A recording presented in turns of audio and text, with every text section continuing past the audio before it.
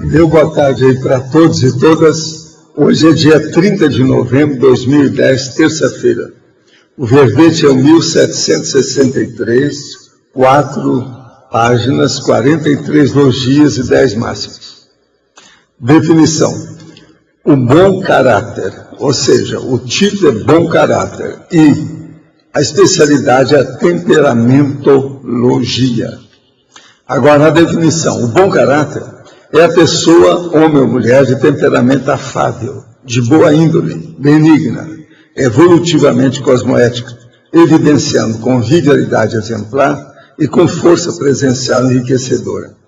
Aqui nós temos os 3 pilares do processo do temperamento, da índole ou do caráter da pessoa, que é o temperamento, a índole, que é o temperamento, agora a convivialidade e a força presencial. Uma coisa puxa a outra, essas 3 coisas sempre é bom a gente guardar.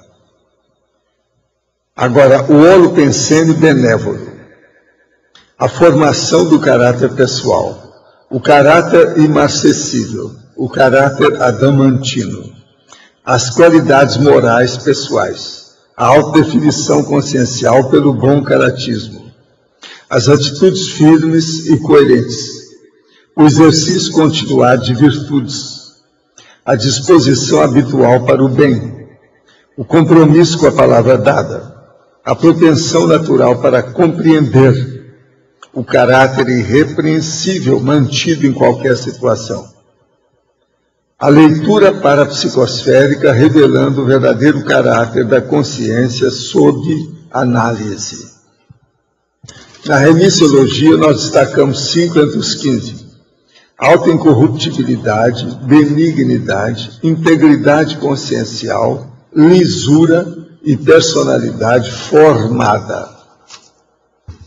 Frase enfática. A condição do bom caráter é o apanágio das consciências abertas à evolução, intermissivistas, max-proexistas, eneticistas, ofiexistas, seres dispersos e completistas existenciais. Como analisa você a condição do bom caratismo? Tal assunto cai bem para você de modo tranquilo no universo da autoavaliação conscienciometrológica?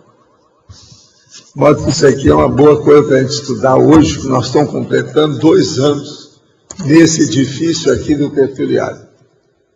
Hoje, 30 de novembro, é o 2º ano do tertuliário aqui. Agora, pergunta. Tenho uma dúvida, caso eu venha delatar um traficante de drogas à polícia, e o mesmo venha a ser preso, e a família do mesmo venha a sofrer muito devido a todos os fatos do processo, quais seriam minhas consequências grupo-kármica com esse traficante e com essa família? O senhor delataria o traficante? Eu, se eu souber que ele está fazendo tanto mal para os outros, eu falo na hora. Isso aí não é delação. Isso é assistência a ele, para ver se ele para. Isso é uma ajuda a ele. Agora, não interessa se está pegando a família também precisa entrar nisso. Você tem que saber o que você passa, bobagem. Ilicitude é ilicitude. A gente não pode compactuar. Outro dia eu vi no jornal que pular corda pode queimar em média 180 calorias em 5 minutos. O que o professor acha dessa atividade física? Olha, eu acho que ela é perigosa, principalmente para certas pessoas adultas, porque a hora que você bate com o pé, isso mexe na cabeça. Mexe na cabeça. Então o cérebro faz força para baixo, isso aí não é bom. Com o tempo pode dar alteração na pessoa, fora as articulações, etc. Tal. Eu não recomendo estar pulando corda para pessoa adulta sem parar, não. Isso é bobagem. Olha as articulações, as juntas. Vejo que o amor é um dos maiores propulsores da vida humana. Como equilibrar o emocionalismo e o racionalismo sem ficar frio? Como a conscienciologia vê essa questão? A gente vê pela serenologia. Seja serena que seu amor vai aumentar. Serenologia. É bom você estudar o que é isso. Fatologia, página 5, segunda linha. O senhor poderia comentar o caráter imarcessível e o adamantino? Olha aí no seu dicionário, que eu sabia que você ia olhar, né? Que você gosta disso. Fala aí. Inacessível é incorruptível. Isso. O adamantino é firme também, incorruptível também. É um determinado. Determinado. Agora, quando há sentimento contraditório à intenção, poderia comentar também, o sentimento contraditório à intenção, eu preciso ver o que é isso. A vontade da pessoa está doente. Entende? Se ela tem sentimento que está gritando dentro dela, que a intenção não está boa, tem alguma coisa errada, a pessoa está doente. Precisa examinar o que é isso. Qual o melhor procedimento técnico para a utilização dos laboratórios da cosmoética e da pensenologia para, se possível, for ajudar na fixação do CPC e da ordem central do caráter? É levar para o laboratório os dados que a pessoa já tem do CPC e procurar ver nos kits que tem lá nos laboratórios o que é que pode ampliar os dados para apertar o código pessoal de cosmoética. Por que o professor classifica o caráter por gênero na exemplologia, página 07? Há diferença em ter caráter para o homem ou para a mulher? Se há. Só os hormônios já mexem no caráter da pessoa totalmente.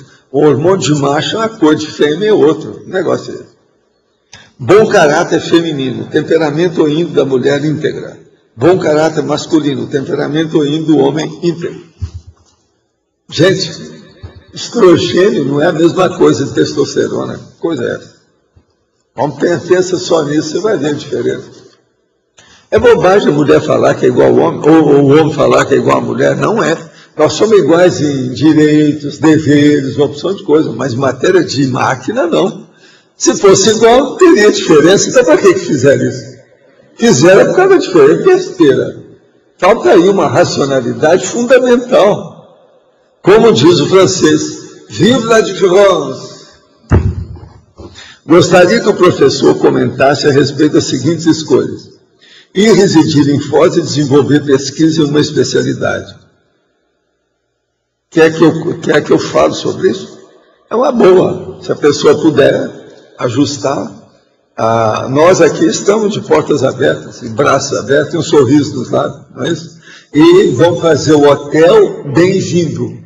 O hotel vai ser feito com 60 leitos. Aí, já está tudo resolvido. Viu?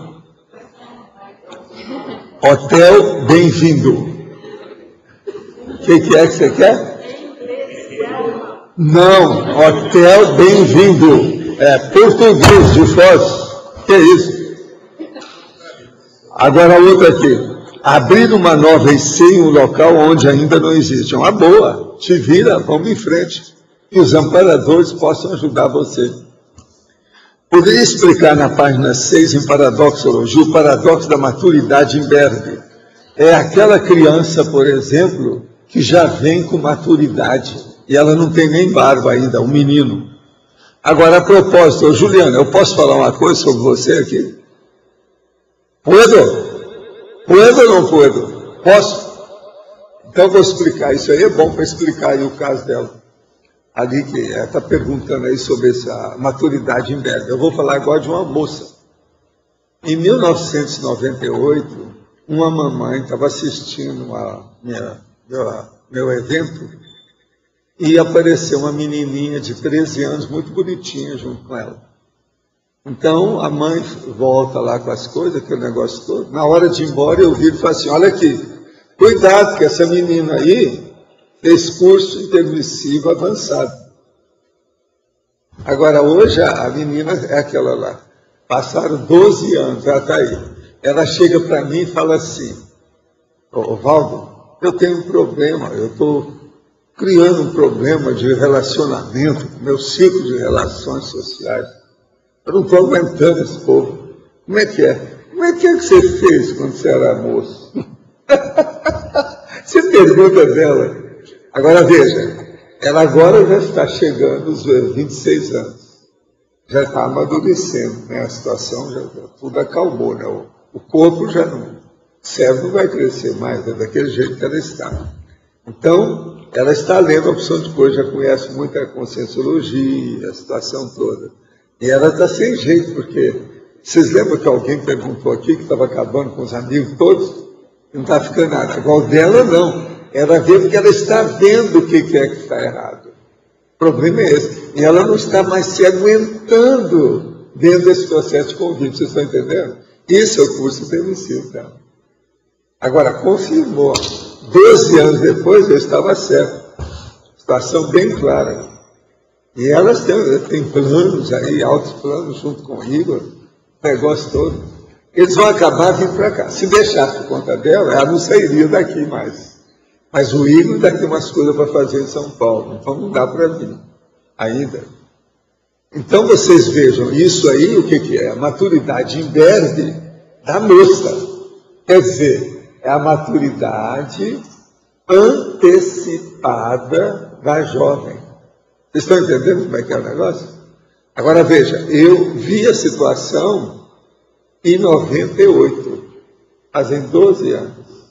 Ela tinha 13 anos para isso. Outra coisa, ela não esqueceu, porque ela veio e repetiu para mim isso tudo ali.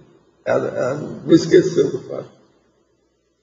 Então, vocês estão entendendo o que eu quero dizer? A maturidade imberbe é a maturidade da Sindex. Por exemplo, aquela moça, aquela menina que chega aí 9, 10 anos e quer fazer laboratório, para ter negócio todo, isso tudo é maturidade imberbe. Agora, gente, eu queria falar uma coisa muito séria aqui para vocês. É sobre o próximo dia 17, dia 18 e dia 19 de dezembro. Vai ter o 19º Congraçamento Conscienciológico. Olo Summer, quer dizer, é um verão total, integral. Olo Summer, arranjar isso aqui. Cognópolis, um lugar para se conhecer. Congraçamento em novo formato. A Cognópolis inicia um novo patamar em termos de convivialidade e interação com a comunidade. Sua energia é bem-vinda nessa Max ProEx grupal. Instalação da Cognópolis Foz, não perca. Sexta-feira, 19 de dezembro. Lançamento do livro JK, espetáculo de mímica com Everton Ferri. Lançamento da Ágora Cognopolita com maquete. Lançamento da Pedra Fundamental do Conselho dos 500, coquetel gratuito, olha, está para você, aula de dança de salão, show musical Cognopolita. Agora no sábado, isso foi na sexta-feira, agora no sábado, 18 de dezembro, feira Cognopolita, Biocan especial na Via Forestales, primeiro encontro do Colégio Invisível de Conviviologia, painéis das ICs, exposição do plano diretor, show musical com Magnum e imersão no cosmos. Agora, domingo, dia 19 de dezembro, dinâmica energossomática, primeiro encontro do SIC e debate, a conviviologia, a Max ProEx grupal. Mediação, Colégio Invisível da Conviviologia e convidados especiais. Encerramento do evento, Cineclube Especial com filme Ágora. Tá certo? Vocês lembram o que é o filme Ágora? Eles já não passaram esse filme lá? Já passaram. Agora, evento gratuito e aberto à comunidade. Lógico, você já deve ter uma cadeira cativa lá.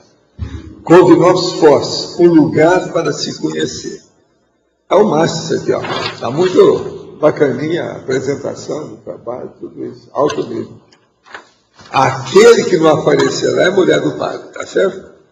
Eu vou marcar esse negócio seriamente. Eu vou aparecer lá, é lógico, eu e o nosso. Tá? Agora, ó, eu estou vendo que a Carla está ali. Carla, você tem até amanhã para entregar o seu verbete, porque senão vai ter comigo.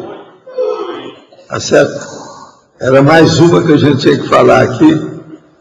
Na frente de todo mundo, para ver se o negócio... Por enquanto é só essa. Vamos ver se aparece mais gente aí.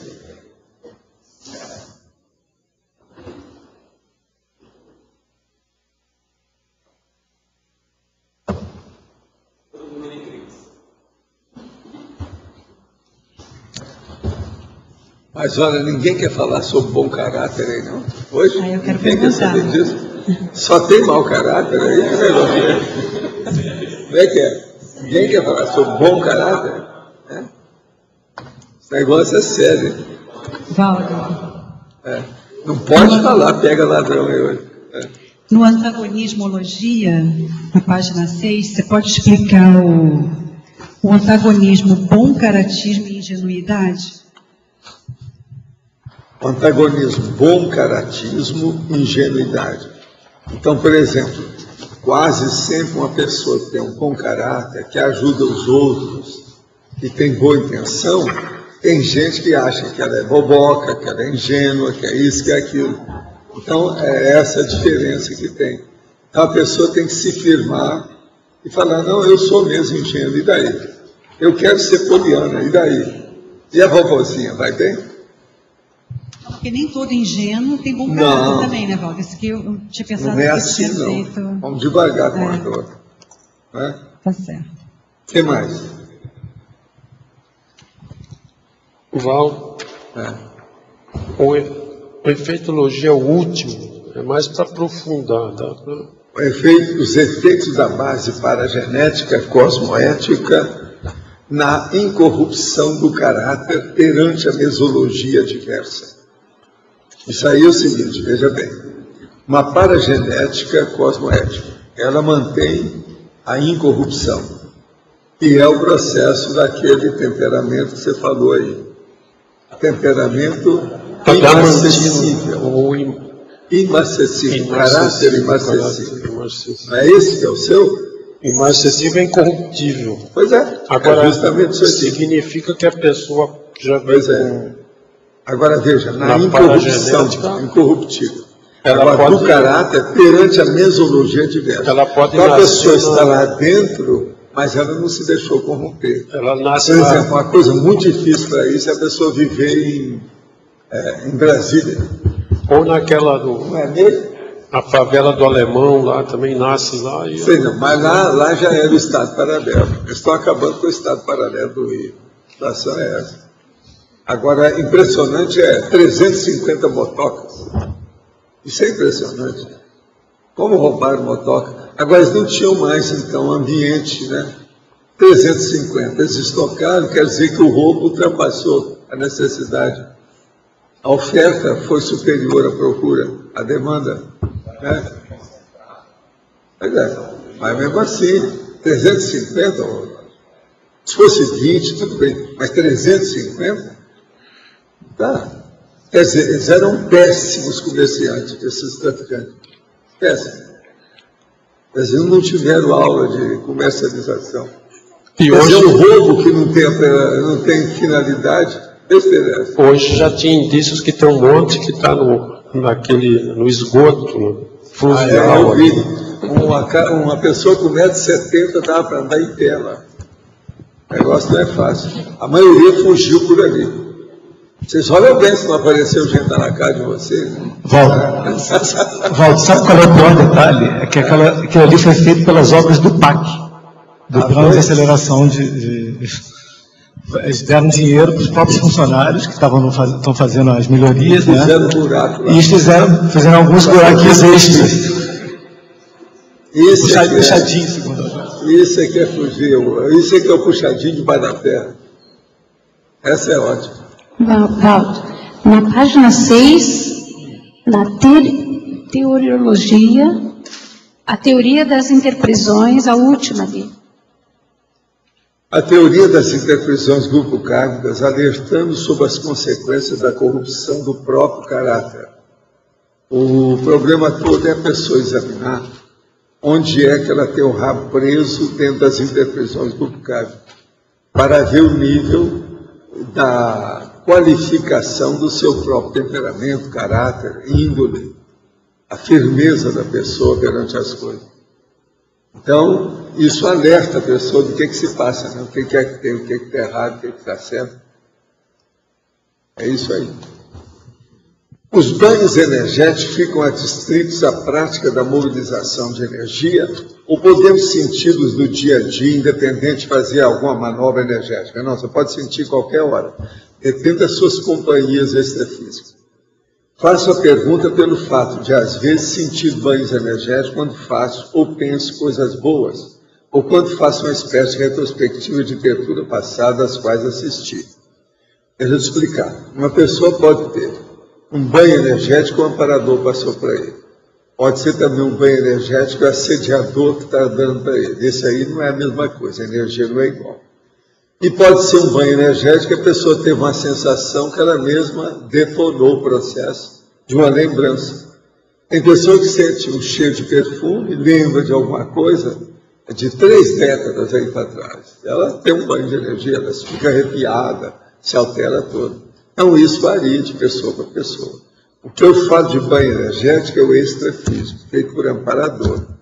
É aquele que de vez em quando vem aí que eu mostro para a pessoa como é que é. Outra pergunta. Ontem o senhor falou que os assediadores também têm condições de aplicar banho energético. É o que eu estou falando agora. Como faz para diferenciar de banho? Eles não prestam, eles não são benignos, não são bons. Eles se tateiam. Então a pessoa pode pensar que está sentindo banho de energia, está sentindo calor. Aquilo está mexendo nela, né? Arrepiou, qualquer coisa. Um banho energético de filme de terror é besteira. Tenho visto que muitos tertulianos e teletertulianos comentam que praticam o EV. Mas é isso mesmo? Não existiria uma confusão entre o óbvio, a oscilação longitudinal voluntária de energia? Não. Essa oscilação nada mais é que uma derivação dos processos de manifestação de energia. A mobilização básica de energia também, as 40 manobras também, tudo deriva do EV. Penso que seria pertinente uma explicação entre a diferença entre os dois. Afinal, como diz o Wagner Alegrete, o EV é muito peculiar, bem diferente da simples movimentação de energias. É como o orgasmo. Você só sabe quando é que chega lá. Quando é que chega lá, sim. Mas o EV é a base, é a chave. A pessoa pode estar usando uma chavinha pequenininha ou a chave grande. Pode ser uma coisa que vai abrir um portão ou outra que vai abrir uma portinha aqui. Isso aí varia. Ontem, no dia 30 de novembro, o tertuliário fez aniversário de inauguração. Hoje, no dia 30 de novembro. São 7h30 horas anuais de tertúlia. Com uma média de 50 perguntas diárias, o professor responde mais de 18.250 perguntas anualmente nas tertúlias. Mas a média foi de 38, né? No total eu não estou com ele aqui. Se devia, não chega a isso tudo, não. É menos um pouquinho. Quais os desafios que o professor vê pela frente? Não, meu desafio foi que eu perguntei se deve continuar. O povo achou que deve. Quais metas pretende alcançar no sentido de aumentar ainda mais a assistência e esclarecimento? O que vem nos ajudando muito? Olha, meu problema maior, eu desejaria, era chamar um pouco mais a atenção dos intermissivistas. O jeito que nós fizemos valeu a pena, mas isso se gasta muito dinheiro para fazer, se diz com calma. Mas seria bom fazer uma nova chamada, retomar o processo da chamada. Você mesmo acha que devia ser feito, né? Uma coisa mais concreta para os intermissivistas, isso pode ajudar. Agora, do meu lado, eu estou totalmente envolvido com o processo da enciclopédia, fazendo verbete. Eu já, lá para abril, mais ou menos, nós devemos chegar a 2.000 verbetes. Eu estou com 1.887 verbetes hoje. Entende? Então, lá para abril, eu acho que nós já chegamos em 2.000. Entende? Agora, isso é para começar, porque eu não sei quando é que eu vou parar, não, depende. Eu tenho muito material. Eu tenho o dobro de material para fazer mais de 2.000, se fosse o caso. Mas eu não sei se eu vou chegar até lá. Vamos ver o que vai dar. Agora, espero os verbetes de vocês. Parece que daqui 20 dias nós já vamos ter vocês de novo, vamos dizer, atacando e defendendo. Aqui dentro, não é isso? Atacando e defendendo. Dentro do debate. Então, vamos ver. São mais 20 pessoas, mais 20 verbetes. Aquela sua proposta do Congresso dos Intermissivistas, a ideia é que seja em julho. Sobre isso aí. Eu já fiz o convite ao intermissivista. Vai estar lá dentro. 100 itens. Ótimo. E falo o seguinte, que aquilo lá não é nada. E pode fazer muito mais de 100. Por exemplo, fazer 300 não custa nada. É só olhar a questionologia. Eu parei na questionologia em 2.000. Quer dizer, a hora que deu 2.000 verbetes, eu parei. Agora veja, nós estamos com quantos verbetes que eu estou? 2000 da situação. Agora veja, 2000 que eu estou falando é 2.000 páginas, a página 2000. Agora nós estamos com um montão de páginas, dá mais de 200% a mais. Se a pessoa for procurar, ela faz mais 200 perguntas ou convocações para o intermissivista. Eu fiz 100 para começar. Então, e a ideia é que você, de repente, dê o curso dentro desse congresso lá para julho. Depois a gente vai ver. A gente pode dar. Que aí pode isso não tem problema. Agora, então, precisava de guardar esse verbete para isso. Isso é para quando? Julho. Ah, sei. Então eu vou falar com ela. Deixa eu anotar aqui. Para nós excluirmos o negócio e a gente dá para vocês examinarem só. Ele tem muitas páginas. Sabe como é que é? Agora, julho vai ser quando? Você já sabe? Lá é convite ao intermissivista, que é o nome. É 24 de julho, é isso?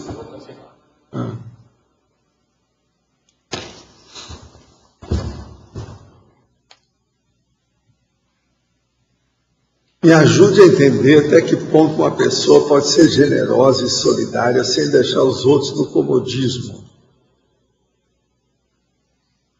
Qual que é o problema? Não tem nada que ver isso, não. Eu não estou entendendo essa pergunta. Aqui. Me ajude a entender até que ponto uma pessoa pode ser generosa e solidária sem deixar os outros no comodismo. Quer dizer, ela acha que se for ajudar os outros, ela está pior. Isso é conversa fiada. Isso aí é falta da pessoa entender o que é interassistencialidade. Não se pensa isso. Poderia aprofundar em polinomiologia o polinômio integridade, generosidade, solidariedade, confiabilidade? Olha, isso aqui está na cara, né? Não precisa nem explicar muito. Integridade, é uma pessoa íntegra, incorruptível. Generosidade é aquela que é doadora. Solidariedade é aquela que procura ajudar e ser solidária, fraterna. É a mega fraternidade. E a confiabilidade é uma pessoa que é confiável. De modo que o processo todo é esse. Isso aí é um bom caratismo. 22 a 24 de julho de 2011. 22 a 24 de julho. Tá certo. Então nós vamos congelar esse verbete.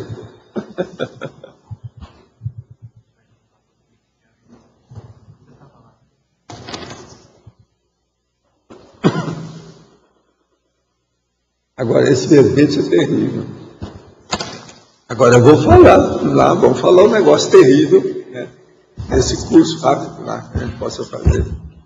Ele aí é interessante, os dados que tem nele. As perguntas, que não são perguntas, é tudo ação. Tudo começa com verbo. Entende como é que é? E vai ser bom porque vai juntar com... Não, e tem uns detalhes que o Tom geralmente nem pensou ainda. Mas tem tudo na enciclopédia. Todos eles têm na enciclopédia. Vale a pena pensar nisso. Mas há detalhes assim que a pessoa não levou em consideração, entende? Vai chamar a atenção. Walter, aqui na parafatologia, na segunda linha, a leitura parapsicosférica. Você pode falar um pouco mais sobre isso aí? A leitura parapsicosférica revelando o verdadeiro caráter da consciência sob análise. É a hora que nós estávamos falando isso aqui ontem. E você vê, por exemplo, a psicosfera da pessoa e vê o jeitão dela.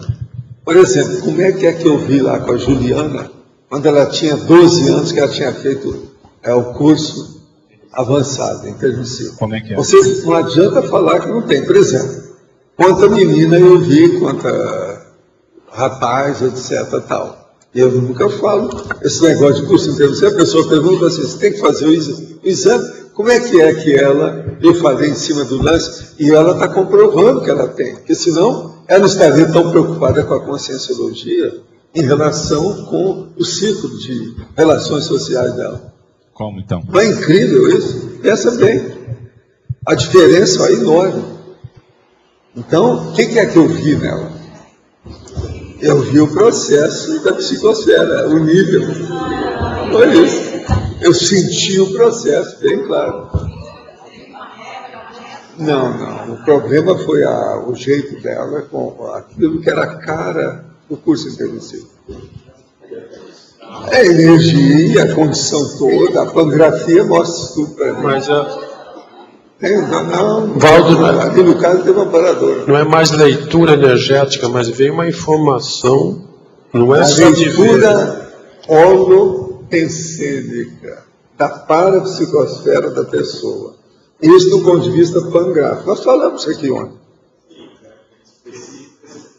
Específico é você vivenciar o processo. Comece. Você vai chegar lá. Eu quero chegar lá, por isso mesmo a pergunta. É o seguinte, ontem foi sobre a identificação da ficha evolutiva pessoal, da FEB, que a gente falou dessa leitura. E a pergunta foi a mesma, quer dizer, que sinais que estariam na psicosfera da pessoa para poder fazer a leitura da FEB. Agora é do curso intermissivo. Ontem, a Graça chegou lá do consultório dela. Eu estou mostrando para vocês como é que é. A Graça é muito tranquila comigo, porque ela está habituada, são muitos anos. Ela já sabe tudo, ela não fica assustada, não cria problema de nada, e ela quer tirar até proveito daqui. Então ela chegou, nós estamos conversando, falou assim, então, meu bem, como é que foi seu trabalho de hoje? Foi tudo bem? Não, tudo bem, então. Ele começou a falar, pouco atendeu, de modo geral, que negócio. Eu vi para ela, a hora que ela entra, foi lá acertar um arroz lá para a gente comer uma coisinha, e eu fiquei sentado. Aí, quando eu vi, apareceu aquela imagem, eu vi para ela, vem cá. Quem é que apareceu lá com a imagem da atriz que fez isso e isso no filme? Eu não vou falar aqui, porque senão a pessoa vai saber que a gente pode. Que apareceu assim, assim, assim. Teve lá uma pessoa assim, uma mulher desse jeito? Eu disse, nossa, teve. Pois é, essa aí aconteceu isso, tem isso com ela, então está perfeito. Porque tem um processo que ela está com a mulher, que não sei o quê, uma que tentou suicidar, que não sei o quê. Eu vou saber disso. Agora, o melhor da história. Essa eu pude falar, quem é que eu vi agora? Todo mundo vivo, não tinha consciência disso não. Todo mundo está vivo. Agora veja, eu vi a distância e a cara, assim, como é que eu vou falar essa cara? É a cara da dona que fez o papel, que é uma série aí que tem no cinema.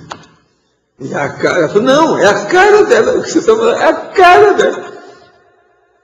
A primeira vez que a mulher aparece no consultório dela, eu não conheço ninguém, não sei nada, não estive nada, não chamo Anel, não estou na barca, nem vou para Niterói, presta atenção. Como é que é? E vocês querem que eu vá explicar uma coisa dessa? Isso é clarividência. Agora, é a pangrafia. Agora, isso só ocorreu logo depois que eu conversei com ela, que a gente entrosou, depois que ela chegou da rua. Você está entendendo? Não, está em casa.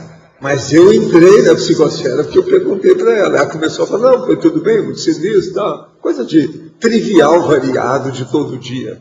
Você está entendendo como é que é? Ela está atendendo muita gente, o consultório está assim. Então é um problema.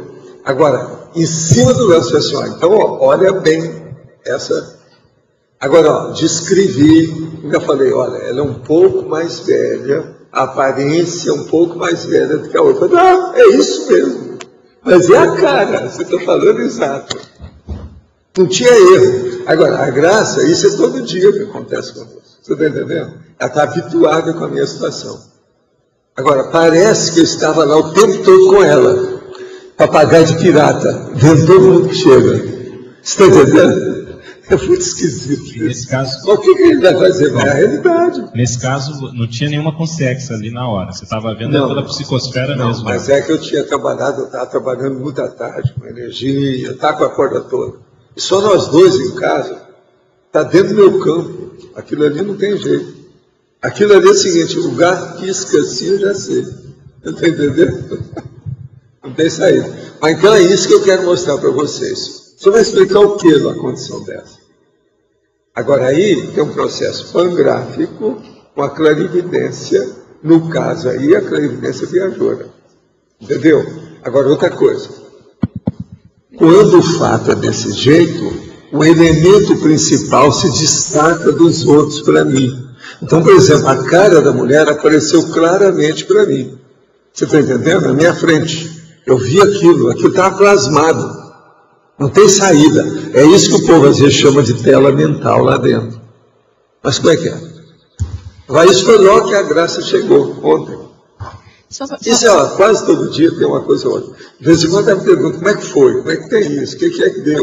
Entende? Essa leitura que o senhor fez, estava impregnado na psicosfera da graça ou estava impregnado ali tem a ligação no consultório? As senhoras que estavam lá, a graça que atendeu, a nossa casa e eu.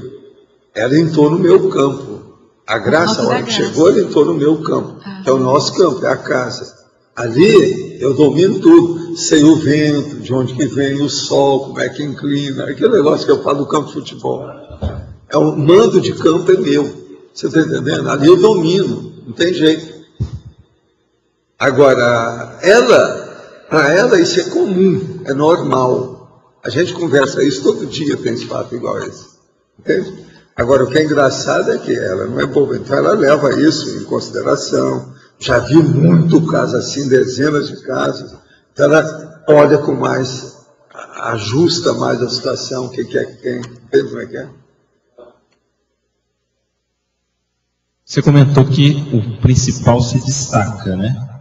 Nesse caso, a principal da assistência... O principal, quando tem aí, às vezes tem amparador no meio, eu não sei.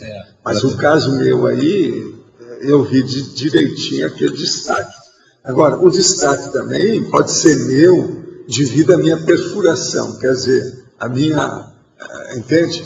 A broca, o tatuzão. A hora que eu entro com o processo do parapsiquismo do tatuzão, você capta. Não, tudo bem, mas em tese você teria que captar tudo e aquilo ali foi destacado. Veja só, uma condição dessa, eu estou sob um efeito enorme de banho de energia. Geralmente é assim, você está entendendo? Eu sinto aquilo tudo ali.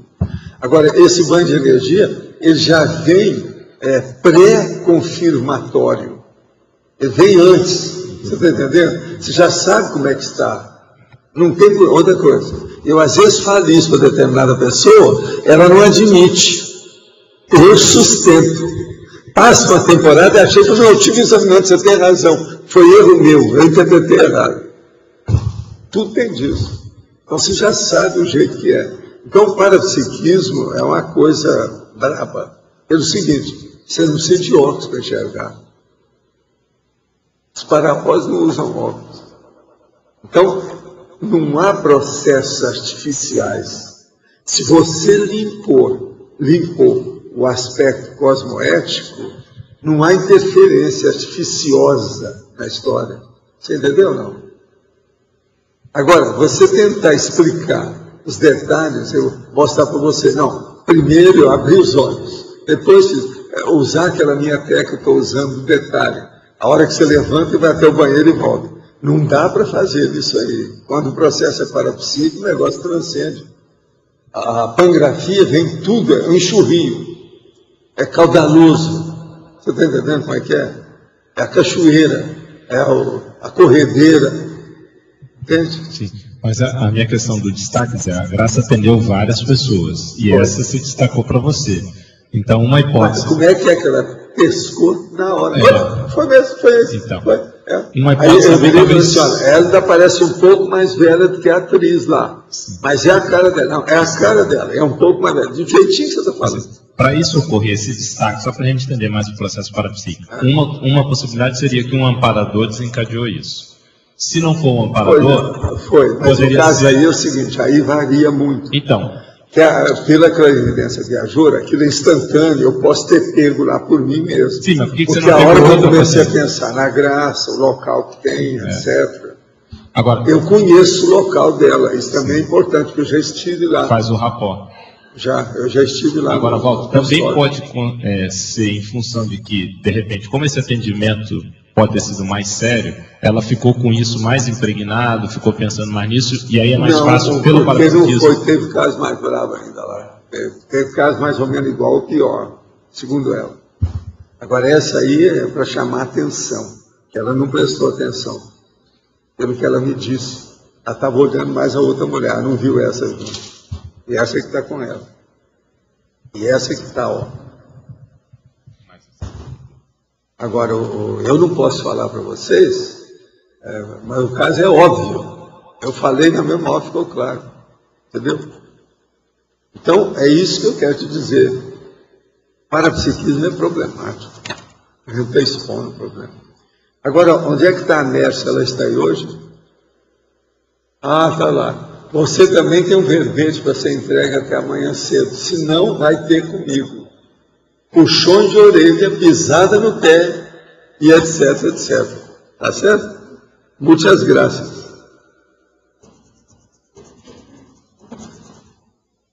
Eu acho que nós já temos agora menos de 20, hein? Estamos chegando lá. Pouco a pouco eu quero ver isso. Gente, nós temos aí 20 dias para chegar lá. Como é que fica? Mas voltando ao bom caráter aí, isso aí eu sei que é um assunto que vocês não se interessam muito. Porque vocês já superaram esse nível. Não é assim, ó, Pilar? É isso? É.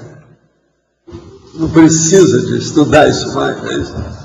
Professor, aqui em Tecnologia, na página 6, o senhor descreve as técnicas paradiplomáticas. O senhor pode falar assim sobre as quais o senhor mais usa, como é que funciona isso, em termos de paradiplomacia? As paradiplomáticas são aquelas que você usa, esses processos parapsíquicos, dentro da comunicologia e dentro da, vamos dizer, a convivialidade com as pessoas. Então, é a paradiplomacia. Por exemplo, vamos supor que eu encontro com essa senhora. Como é que eu vou agir? Eu que conheço o processo extrafísico dela. Você entende? Aí entra a paradiplomacia. Modo que eu vou fazer, sobre o que eu vou falar, como é que é a situação. Então, é a hora que você coloca as suas parapercepções funcionando no processo do convívio com a pessoa. É como se fosse, vamos dizer assim, boas maneiras utilizando essas informações. Maneiras extrafísicas, avançadas. Esse é que é o caminho. É o jeito, né? A convivialidade. É a paraetologia, como eu já escrevi aí. Que é a ciência da conduta, do comportamento. A etologia do cara. Você entendeu, né? Tudo agora é uma técnica, é a paratécnica. Agora, com o tempo, a gente vai ficando mais vivo nisso tudo. E acontece muitos fatos, você começa a aplicar tudo isso no dia a dia. Não tem jeito. Agora, por exemplo, isso que eu estou falando aí com o Loche, sobre esse caso de clarividência, igual de ontem, isso é comum. Fica banal com o tempo, vulgar, entende? É de todo dia. Você vai indo, você capta. Por isso que eu falo, por exemplo, a tendência de vocês todos vai chegar nesse nível aí, para que o seu holopensene sintetize, ou no caso aí, ele capta os holopensenes around, quer dizer, em torno. Então, o entorno do seu processo holopensene, ele fica praticamente, vamos dizer, visualizado por você. Então, chegou perto é fácil, o vizinho é fácil. Tudo que tem uma certa proximidade ou contiguidade fica mais fácil para a percepção parapsíquica. Agora, eu penso que a maioria aqui vai ficar com isso nessas próximas vidas cada vez mais. Vocês vão ficar mais. Entende? Esse é o caminho. Eu penso, por exemplo, que isso aí talvez seja a maior conquista para preparar a gente para chegar à evoluciologia do evoluciólogo. Sem isso é muito difícil. Por quê? O evoluciólogo, na verdade, é o paraetólogo 100%. Ele é que conhece mais o processo de convivialidade, a parasociologia, a comunicologia, do ponto de vista da personalidade, do caráter da personalidade, do temperamento. Então, veja, com o parapsiquismo isso fica mais agudo. Você consegue fazer maiores percepções. Tudo aumenta.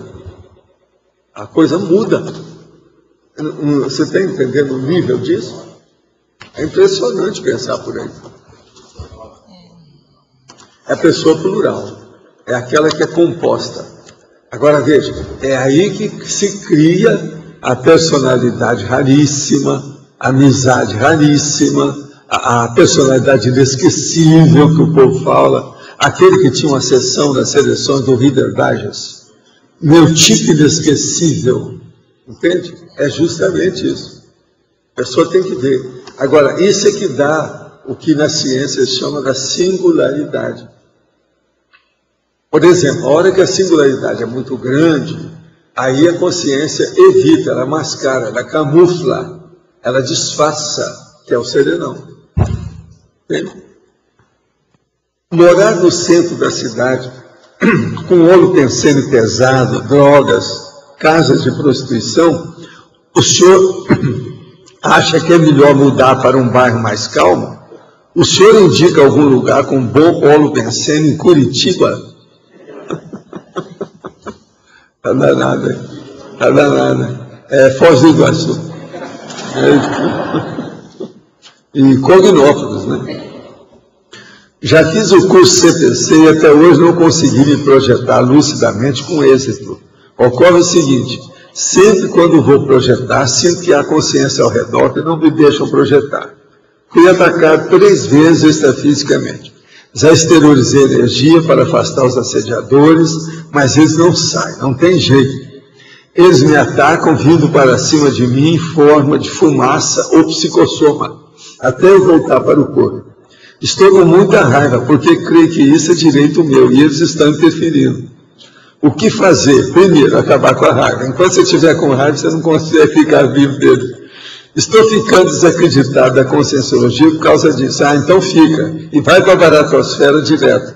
Não precisa nem de crachá, nem de, vamos dizer, não, nem de passaporte, nem de cédula de identidade. Você vai direto, vai de cabeça, como diz o povo que gosta, ponta cabeça. Aí, deixa de bobagem, insista no processo. Usa o EV. Deixa de bobagem. Agora, se você quiser ficar desacreditado, pensa bem. Baratosfera para mais um. Olha só o que vai acontecer. Gostaria de saber se poderia ser anticosmoético ou não o encontro fora do corpo entre pessoas comprometidas nessa dimensão, com vistas a um romance extrafísico. Robert Monroe fala sobre isso, dizendo que se encontrava fora do corpo com mulheres e que inicialmente ficara achando que estava sendo infiel à sua mulher, mas que depois passou a não mais se preocupar com isso, achando normal. Qual a sua opinião?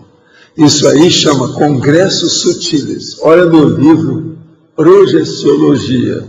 Isso é baratosférico. O Robert Monroe não entendia, ele não era do nosso métier, ele não era do riscado. Então, tem muita tolice lá na história, mas ele ajudou muito a questão da projeção. Muitas vezes temos que lidar compulsoriamente com pessoas de mau caráter. O pior é quando essas pessoas estão em nível hierárquico no trabalho, por exemplo, e não podemos nos contrapor. O que fazer nesses casos de convívio com pessoas anticosmoéticas? Como podemos ajudar essas consciências? E quando essas pessoas estão dentro da nossa família? Olha, exteriorize energia e abençoe. Tudo isso você está aí para ver se melhora o grupo kármico. E sem ter prisão grupo kármica sua. Vê o que você faz. É exemplo de bom caráter. Estou querendo elaborar uma rotina útil e energética, considerando a vontade e a disciplina. O senhor tem alguma técnica para que eu possa aprofundar como fazer? Sim, existe uma técnica aí que é um CD-ROM da enciclopédia, sabe que tem mais de 7.200 páginas. Lá tem estudo, é só você procurar pelo Find, do CD-ROM. É o procura, busca, não é isso? Como identificar o chamado desvio de caráter em uma criança? Uma criança perversa seria desvio de caráter, por exemplo? Sim.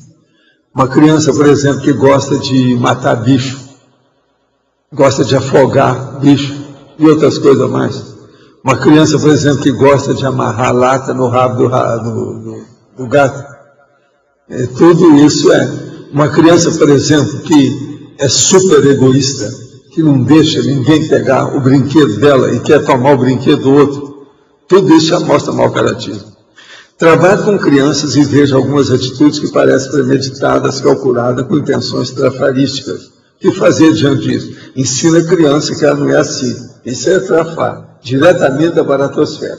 Seria bom você ler um livro que eu escrevi, que chama-se Homo Sapiens Reurbanizados, para ver o que é COSREL.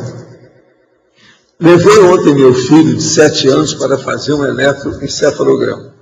No final do exame, ele adormeceu e me relatou com estranheza o seu sonho. Estava no meio de nuvens, perdido e correndo, quando um assombro guiou para fora desse lugar. Em seguida, acordou com o fim do exame. Mais tarde, acrescentou que a sombra era familiar e que não lhe causava medo.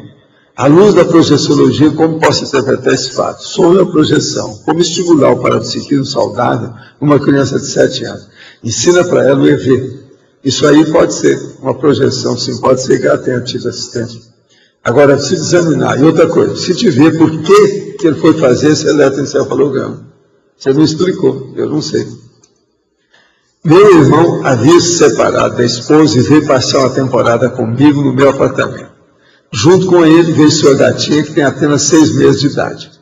Ela é muito queridinha, mas também é muito arteira. Quer ficar brincando e mordendo o tempo todo. Ela arrancou página dos meus polígrafos, subiu na minha prateleira de livro, derrubou 2 vezes todas as coisas em cima da minha cristaleira, entre outras artes. Depois de uns 10 dias, falei para meu irmão que infelizmente seria impossível ela continuar aqui, e que deveria devolvê-la para a namorada dele, pois, acima de tudo, já estava comprometendo o meu rendimento do mestrado.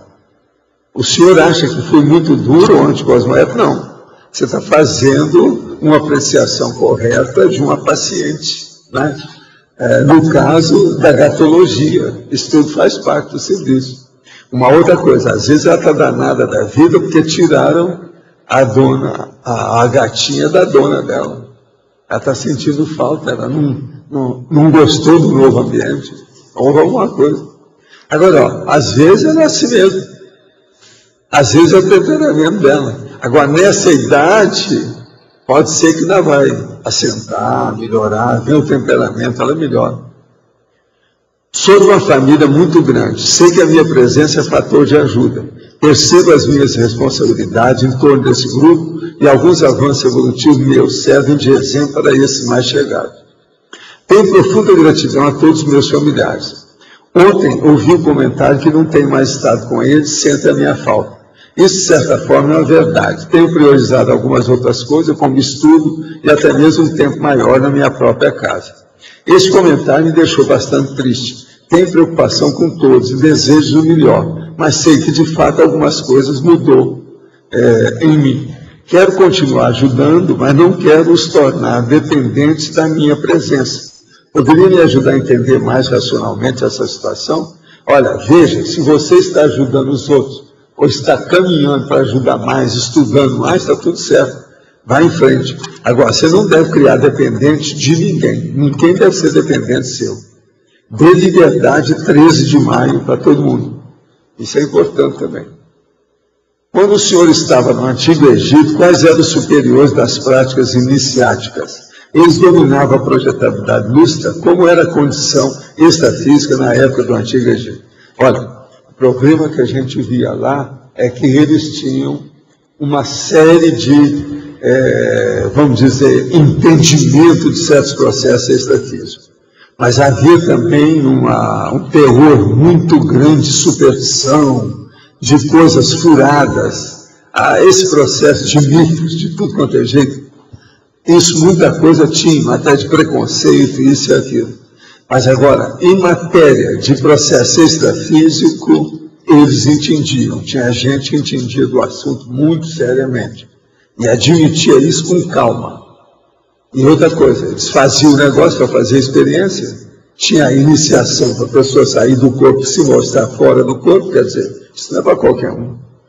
O Egito tinha um negócio bem avançadinho. Outra coisa, eles sabiam que ninguém morria, mas tinham esse verdadeiro culto ao processo da morte, né? Enterro, os problemas todos que eles fizeram foi tudo a partir disso. Eles eram muito preocupados com o lado de lá, que é a paraprocedência.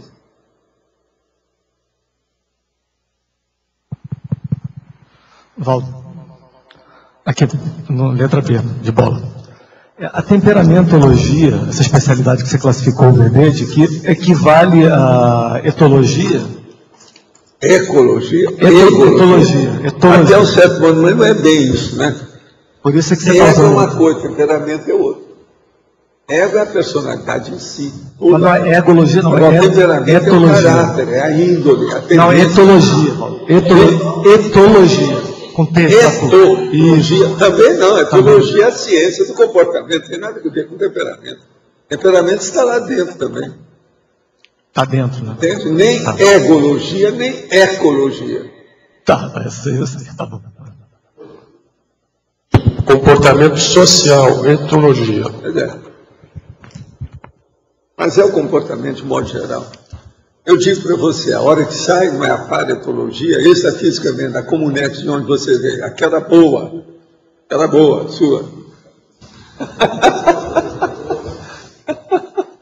Aquela boa, a boa dos italianos lá, etc. Tal. E outra coisa, não tinha Berlusconi lá. Isso é muito importante. Alto nível. Aqui fala também que ela estuda os costumes humanos como fatos sociais. Não é só... Modos, usos e costumes. Né? Hábitos, rotinas, adequações de todo dia, tudo está dentro disso. Etologia é o processo sociológico, conviviologia, antropologia está dentro dessa também. A personalidade aí, enquadrada na vida humana, na SOCIM. Pode falar. Professor Valdo, eu queria saber se a afinidade que a gente tem com um tipo de energia, por exemplo, a fitoenergia ou a hidroenergia, tem a ver com a paraprocedência da gente ou não há uma equivalência de energia? Tem a ver com as vidas anteriores da pessoa. Vidas anteriores? Não é bem a paraprocedência. As vidas anteriores. Eu sei por causa do meu caso, eu mexi muito com isso. Agora, o meu processo dentro do fito, ou botânico, ou a flora, esse negócio todo, tudo é devido ao problema de saúde, tratamento, terapêutico. Entende? Eu era preocupado com isso. Entende? Então, com isso, você admira muito o processo da natureza, as coisas todas. Eu, se deixasse, eu desejaria estudar e ler debaixo das árvores, etc. De vez em quando dá vontade de ir para o jardim, coloco uma cadeira lá debaixo, eu fico debaixo da sombra dos troços todos. A minha tia, por exemplo, na minha infância, ela fez um negócio que eu adorava. Era o caramanchão. Agora, o caramanchão era feito daquelas sapê, você está entendendo? Que cobria aquela casa enorme, como se fosse um barracão feito de sapê. E isso, depois ela plantou centenas de laranjeiras. Está entendendo? Então fez uma chácara enorme. Aquilo era o meu ambiente. Agora me dá da história. Lá pelas tantas, ela arranjou uns coatis. Ela criava coati lá no meio. Coati. Esse que tem aqui. Você está entendendo? Ela tinha em casa. Agora o coati é problemático, ele estraga, mexe com tudo. Mas ela tinha muito amor pelos coatis. Isso está dentro da chácara. Entendeu? Agora, no seu caso, o senhor está falando dessa relação direta com a questão das ervas medicinais, né? É isso? Não, e o processo da energia. Eu, por exemplo, desde pequeno, me sentia muito bem com o processo no verde, na mata. Sempre que eu podia, eu saía da cidade e ia para a mata. Agora, lá em Monte Carmelo havia várias matas. Uma na frente, outra onde tinha a viragem do trem, da estrada de ferro, entende? Tinha outro que era um local que tinha uma mata junto desbarrancado. Foi aonde que houve um negócio que a jaguatirica fugiu do circo e todo mundo foi, um monte de gente foi atrás para pegar. Eu também fui para pegar a jaguatirica. E a gente foi nesse lugar desbarrancado e a gente encontrou a jaguatirica no meio de uma lagoa. Tinha pequenas lagoas lá. Então, isso aí, eu me acostumei com isso na minha infância. Agora, na minha terra, lá não tinha outra coisa. Entende? O negócio era o mato mesmo, você fazia. Então, por exemplo, fazer casa em árvore, isso tudo a gente fazia. Na minha infância, é normal para a gente. Entende? E outra coisa, você arranjava uma árvore que você pudesse subir bem alto para poder ver a distância. Então, limpava os galhos lá para fazer aquilo, fazer um mirante. Isso tudo a gente fazia. E outra coisa também, a gente gostava de procurar o seriado que falasse de mata. Então tinha a deusa de Joba, esse negócio tudo é dessa época. Isso é tudo de 1930, e lá vai fumaça. Entende? Agora, isso, com o tempo, eu vinha saber por quê. Eu me sentia bem no meio do mato. Eu digo para você, o que é que uma árvore pode fazer mal para você? Se não é a aroeira que vai te dar alergia, por exemplo, uma mangueira, o que ela pode fazer mal para você? É difícil você arranjar alguma coisa que ela faça mal. Ela só faz bem. É aquele negócio do processo do sândalo. Pois é, mas olha, o sândalo, que é aquele negócio do Oriente que eles falam. Isso é que é o processo. A hora que o machado vem e corta o sândalo, ele fica perfumado pelo sândalo. Quer dizer, isso é o máximo, né? Então, além de você fazer mal, a árvore te agradece. Você chega lá e bate nela e tudo quanto é jeito, pega o fruto e vai comer. Ela deixa. Agora, essa do santo não tem nada que ultrapassa. Essa não tem jeito de passar. Entendeu? A do santo bate o recorde. Assim, para uma pessoa que não tem essa consciência, assim, da energia. Primitivo, né? Não, eu sei, mas eu queria entender. Mas seria uma memória. É gente que não é mais nem de crocodilo, ele ainda está no dinossauro. É gente brontossauro. Quer dizer, como diz o cara lá, é o brutossauro. Não é brontossauro, ele fala brutossauro. Mas eu sei se você está entendendo. Mas o que eu queria entender era o seguinte: a pessoa que não tem essa consciência ou um parapsiquismo explícito quando é criança, mas que ela tem uma relação mais forte com a questão da natureza. Isso tem a ver com uma holomemória, como o senhor falou, de possíveis retrovidas relacionadas. É aquilo que ela já vivenciou. Você tem que lembrar que tudo conosco, o princípio consciencial, começou com o vegetal. Tem que lembrar que você é isso. Eu, por exemplo, quase sempre tenho contato com o processo de água. Por exemplo, essa semana que passou mesmo, eu estive lá no Fito Levo, caladinho, inquieto, só eu. Rodei lá tudo. Vi umas coisas, examinei, falei depois até com o Roberto sobre o assunto, uma coisa ou outra. Então, eu acho agora, com o Guido, esse negócio, e agora também o nosso chefe que está aí, que vai fazer um orquidário. Nós estamos esperando isso. A rua que eu vivia lá em Itacoatiara era a Rua das Orquídeas. É um negócio sério, a gente pensar. Agora, o que eu vejo é isso. O povo precisa de conviver com a parte, sabe, vegetal, a botânica, para começar a sentir mais as energias. Você sabe que eu dava curso aqui no início aqui do CAEC, perante essa ave aí do IP, aquele negócio, para o povo sentir como é que era. Pois é. Estudo aí eu fiz aqui no início, para a pessoa ver como é que é. Agora, por exemplo, ali, do jeito que nós temos, é como se fosse um caramanchão. Que a gente fez, o início da nossa casa ali, por exemplo. É um caramanchão aquilo ali. Agora, precisa fazer essa cobertura, vinha até aqui, na entrada do tertuliário. O ideal seria que todo mundo aqui dentro andasse debaixo de cobertura. Então, na hora que tivesse a maior tempestade, a pessoa não precisa usar guarda-chuva. Isso é que seria ideal.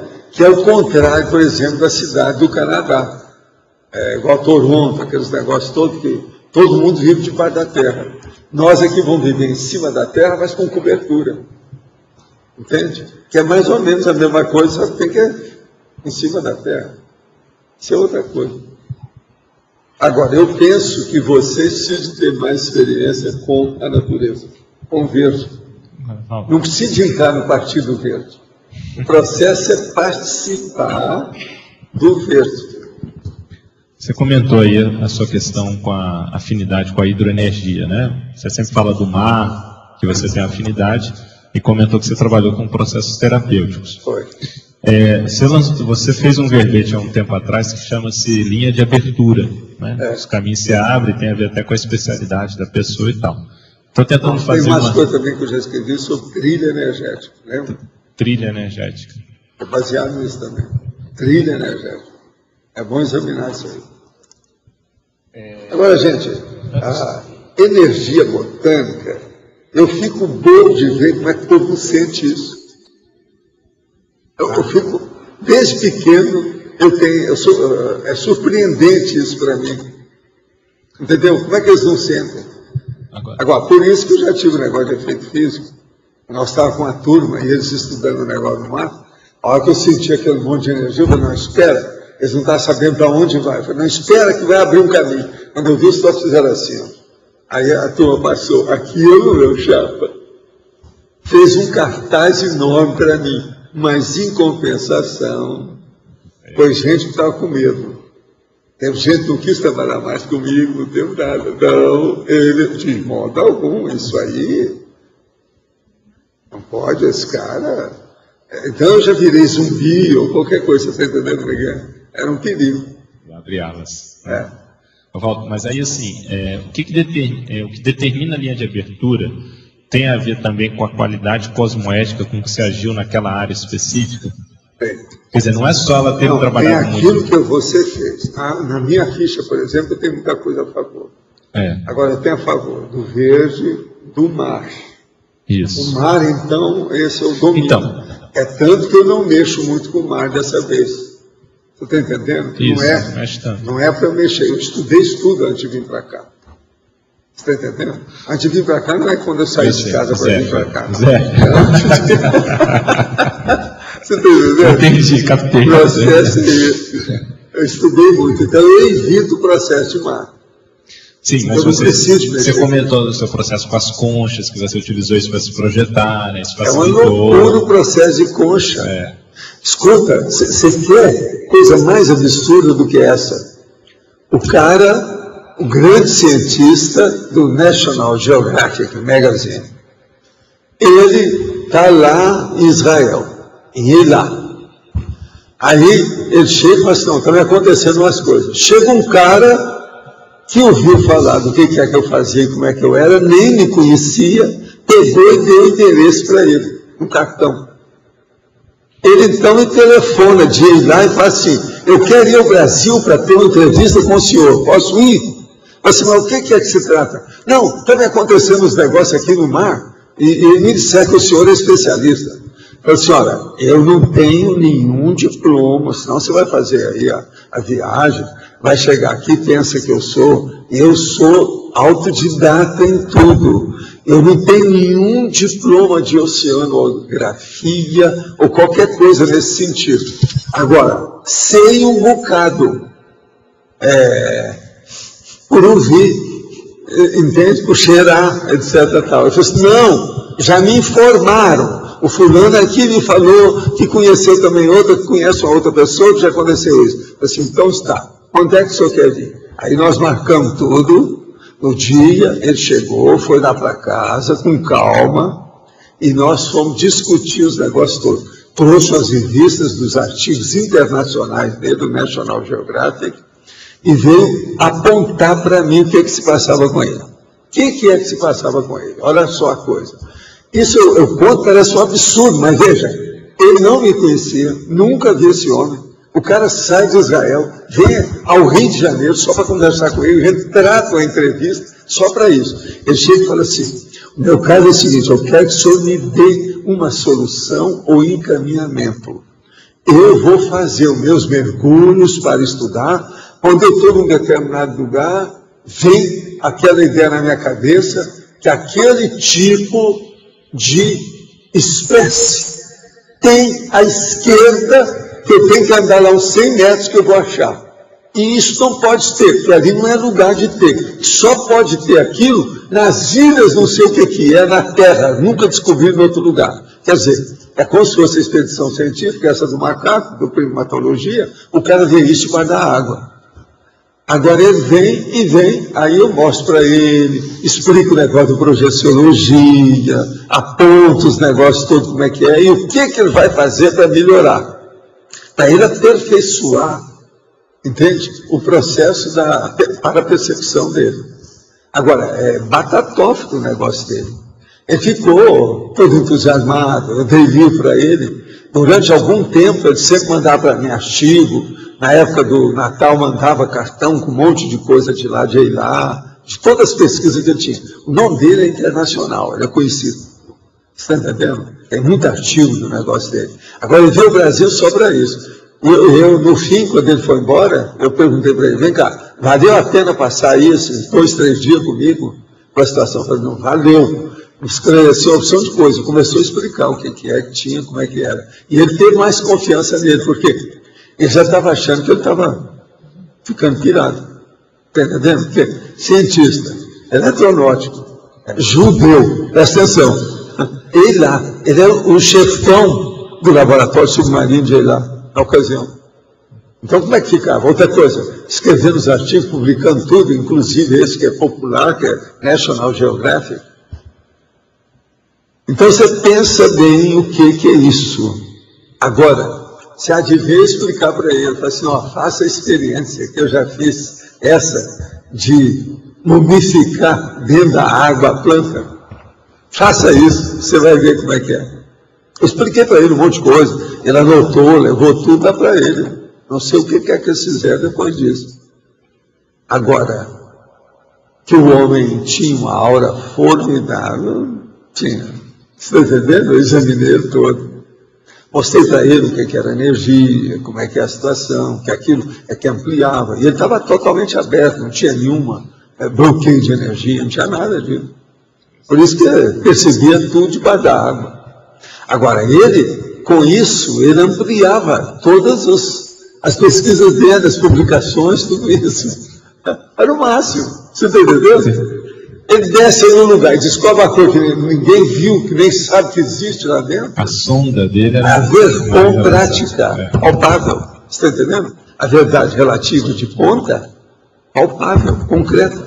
Você vê, o parapsiquismo já está na eletronáutica, eles nem... Tem, mas eles têm dificuldade. Não admitem ou não se dão conta, né? Agora, Valdo, você já comentou também de pessoas que têm relação com o mar, mas... O nome desse cientista é Friedman. Saman, geralmente é o judeu típico. Friedman. Mas o que é que você falou? Você já comentou que tem pessoas que têm relação com o mar, só que o saldo é negativo, né? E pessoas... São os piratas, esse povo todo. Então, quer dizer, nessa questão da linha de abertura... Os escravagistas... Que fizeram comércio, a coisa toda. Então, isso que eu acho que é interessante, né? Quer dizer, você tem a quantidade de vidas que mexeu naquela área, mas também a qualidade cosmoética de como mexeu com aquilo, né? Você veja bem, lá no Rio, quando eu era o homem da bolha lá, eu saía do corpo e ficava em cima do oceano. Eu vinha com a corda toda. É como se eu tivesse recebido uma emissão de sangue. Não, uma recarga de sangue, uma transfusão violenta. Eu mudava na hora, em cima do oceano. Você comentou também Agora, sempre é bom, depois da arrebentação, etc., Amaral. Você comentou daquela moça que você salvou também, que estava lá no iate e tal. Isso foi em Itaipu. Itaipu não é aqui, não. Itaipu lá no Rio, você sabe onde é que é. Itaipu. Não, mas Itaipu mesmo. A praia de Itaipu chama Itaipu. Aquela que tem antes de Itacoatiara. Foi lá. É uma praia de pescadores, cheia de pescadores, bem primitiva e tal. Parece a ilha lá de Brocoió, a ilha de Paquetá. É cheio de, no caso lá, de pescador. Alguns intermissivistas, assim, principalmente na minha época, tem alguns intermissivistas que nasceram bem no interior, assim. Sim. Tem algum tipo de detalhe, assim, do temperamento para burilar e aí nasce no interior, ou não tem relação? Não, a pessoa não nasce no interior só por causa de interior. Ela nasce devido ao processo da genética, né? E também qual é a fusão, vamos dizer assim, o convívio, a afinidade, o rapport que ela tem com aquele povo da genética. Isso às vezes vai para o interior. Agora, o interior às vezes também é como se fosse um escudo para defender a criança até ela crescer. O meu caso, por exemplo, do interior foi isso. Como é que você explica que eu vou nascendo lá em Monte Carmelo, uma cidadezinha pequenininha, fico lá até os 12 anos, saio e nunca mais volto? Eu li alguma coisa nos 700 experimentos, aí eu achava que tinha a ver com o temperamento da pessoa, por isso ela era colocada lá. Temperamento, e é isso aí influi. Mas agora aí influi também o que a pessoa veio fazer. O que é que o interior significa para ela naquela condição. Realmente é uma conjuntura, né? Tem a genética, tem que examinar o povo dali. Quais são os fatores que convergem aí no caso. Entende? Agora, por exemplo, a minha infância, com todas essas tragédias, milhões de coisas e tal, para mim, eu não posso reclamar, ela não foi assim tão ruim. É porque assim, ó, o meio altera, o meio interfere, né, no temperamento, até no cérebro da pessoa. Assim, por isso que eu fiquei pensando, que aí a pessoa nascer no interior deveria ter algum problema de temperamento que teria que mexer exatamente no interior, mas não é por aí. Mas tem uma série de condições. Agora, uma coisa a gente nota, as necessidades, as carências são muito maiores no interior. A minha terra, por exemplo, não foi uma fazenda que eu nasci, a gente ia fazenda uma ou outra, mas eu não nasci lá, eu não me criei em fazenda, foi na cidade. Mas o comércio, quer dizer, era muito primitivo demais. O povo amarrava cavalo e as éguas, igual no faroeste, quando chegava. Você está entendendo? Daquele jeito. Outra coisa, carro era um ou outro quando aparecia. Tinha o Ford Bigode lá, que era o máximo, né, daqueles Ford 28, você está entendendo? Que era o táxi da cidade, o único que havia na redondeza toda. De vez em quando ele encancava, tinha que empurrar, aquele negócio todo. Outra coisa, tudo na base da manivela. Isso era a situação. Outra coisa, a estrada, quando começavam as chuvas, pronto. Todo mundo já levava os alicates para cortar fio, para poder invadir a terra do outro, porque não dava para se seguir. Aí tem que fazer aqueles buracos, aquele lodaçal, se entrasse lá, o carro ficava. Então a situação era muito primitiva mesmo. Agora, o que eu acho mais primitivo foi isso. Por exemplo, na minha infância, o que me abalou mais era o povo que morria. Tantos meus colegas que morriam por doença, como os outros que às vezes suicidavam. O outro que teve um acidente grande, acabou morrendo. Você está entendendo? Tudo. Você criava um amigo, estava lá com ele, daí a pouco eu falei, quem é o fulano? Morreu. Aquilo é um abalo, para a criança, o negócio todo é um negócio. Sumia o povo todo. Agora, eu começava a pensar, uma vez eu cheguei para minha mãe e perguntei, mas me escuta, minha vida inteira vai ser assim? A gente cria um monte de amigos, morre, você cria outros, morre, você cria outro. Como é que é? Não, vai chegar um ponto que se estabelece, se estabiliza. Não é Deus. Tinha um monte de gente assim. Uma outra coisa, naquela ocasião tinha muita gente que suicidava por amor, né? Então, era desprezado, o cara chegava lá e vendeu a formicida. Pô, era um monte de gente no interior. A década de 30, depois é por causa do Rodolfo Valentino, esse negócio todo. No cemitério lá, quando enterraram o cara, já houve suicídio, aquele negócio todo, a sério. Loucura, né? E teve também outros negócios do Goethe, as coisas que eles escreveram, entendeu? O Werther de Goethe. Isso tudo também tem que levar em consideração. A época era muito romântica demais. O romantismo era exacerbado no interior. Ixi, era uma coisa doida. Bem latino, carregado. Você está entendendo como é que é? E isso aí matava os outros. Amigos meus, cara bom, cheio de vida, uma saúde. Suicidava. Cada besteira. Agora, o pior da história. Os caras suicidados, daqui a pouco eu estava vendo. Então a minha mãe mandava lá para levar alguma coisa, né? Ficava a irmã ou a mãe ou qualquer coisa. Ô, mãe, eu não quero ir lá, não. Não tem jeito ainda de eu ir em outro lugar, arranja outro lugar para eu ir. Eu disse, mas por que, meu filho? Eu chego lá e eu vejo umas coisas esquisitas. Não dá certo. Valdo, uma época eu pesquisei bastante sobre genealogia da minha família, e nos livros, aqueles antigos, lá de 1900 e pouco, lá da região, existia assim, ó, muitas e muitas crianças que morriam, e o atestado era assim, sem causa, causa definida. A maioria é por causa de zero. Eu sei que na minha terra era assim. A década de 30, uma boa parte dos meus amigos, tudo bem infante, todo mundo morreu. Agora, antes de morrer, ficava barrigudo. Agora, os homens, às vezes, morriam, eles ficavam um pouco barrigudo, afinava, e depois afinava o braço. Principalmente o pulso aqui ficava fininho. Então você vê que o cara estava morrendo. Mas isso é alcoolismo, era cachaça. Minha terra tinha muita gente que morria por cachaça e outros morriam por causa de verme. A criançada por causa de verme.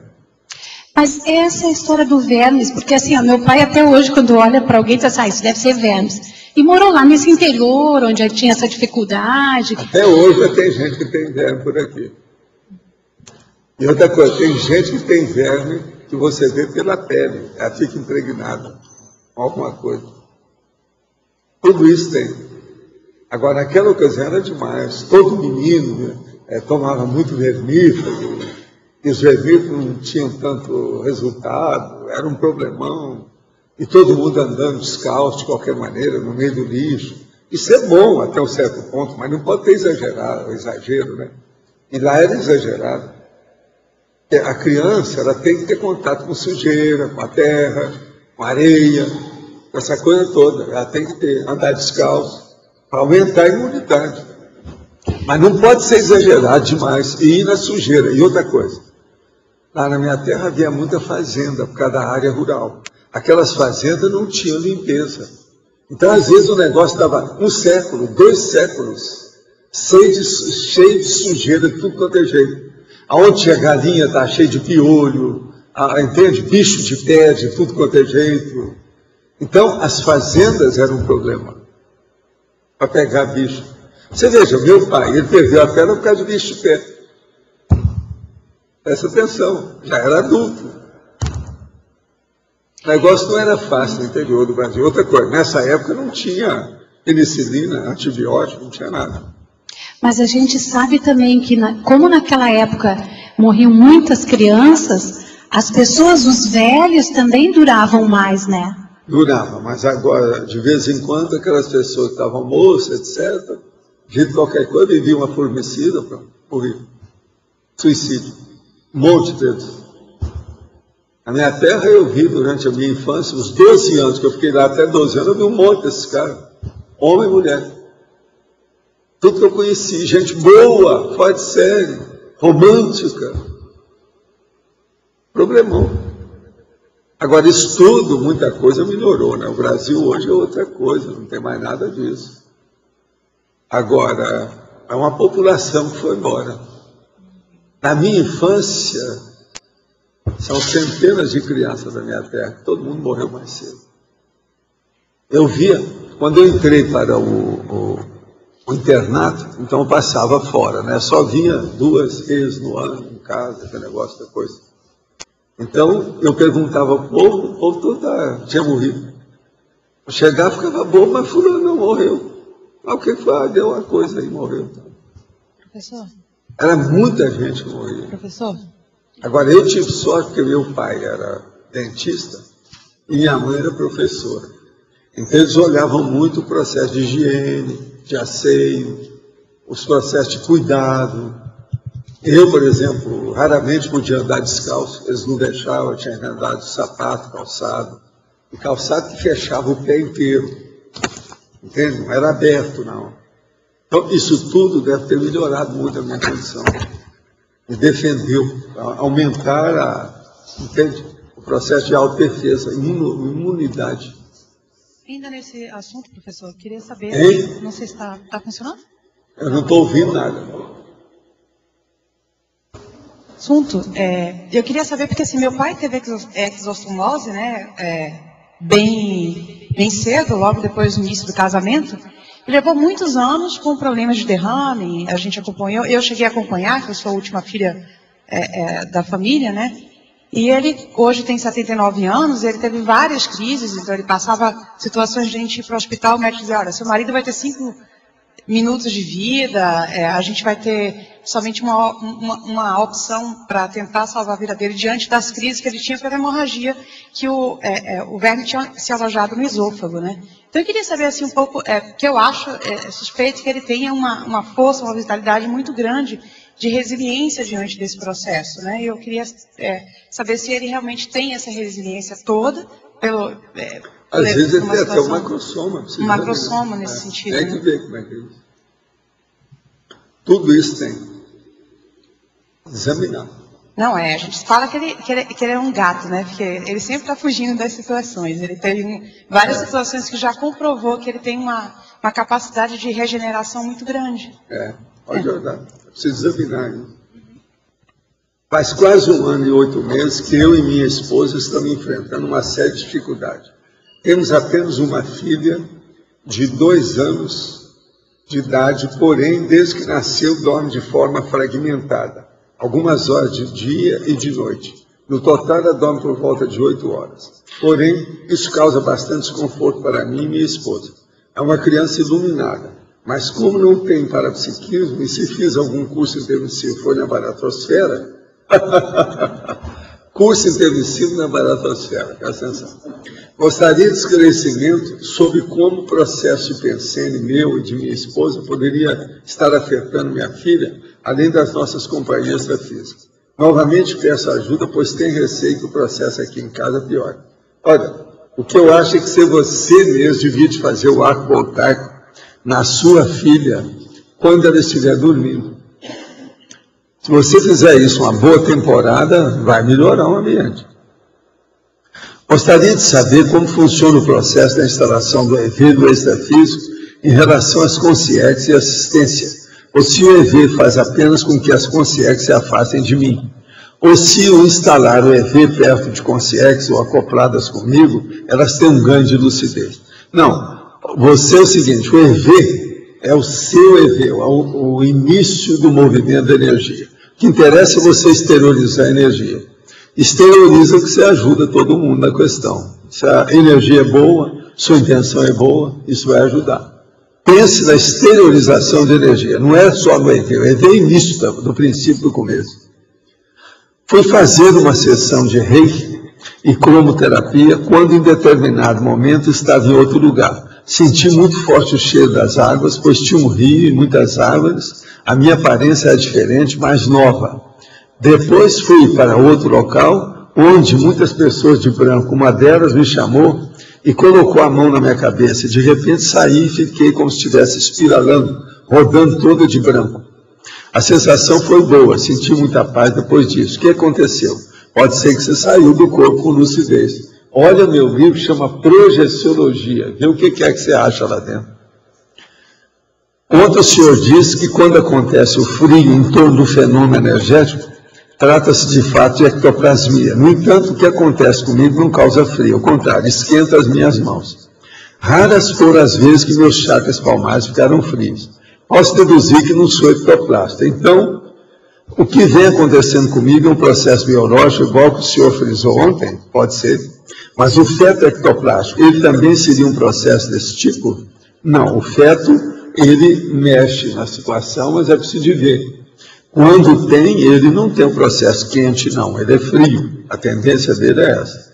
Agora, é bom você analisar isso tudo e trabalhar com EV.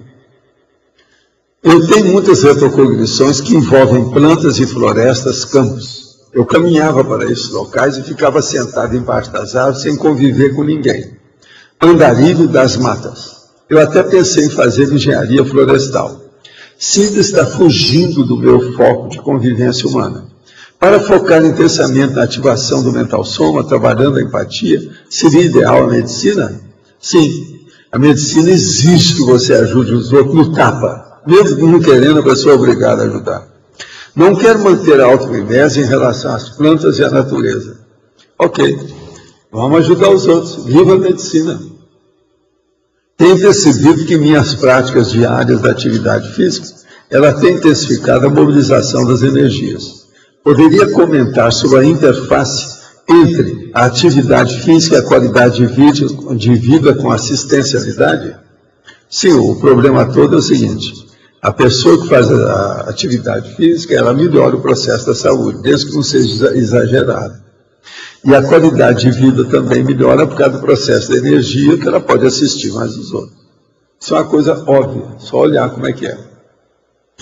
Dentro da psicologia, o caráter é o termo que descreve os traços morais da personalidade. Ampliando para a conscienciologia, esses traços podem ser considerados também os trafores e trafares, ou está somente ligado à questão ética ou cosmoética. Não, é o conjunto da pessoa que forma o caráter dela.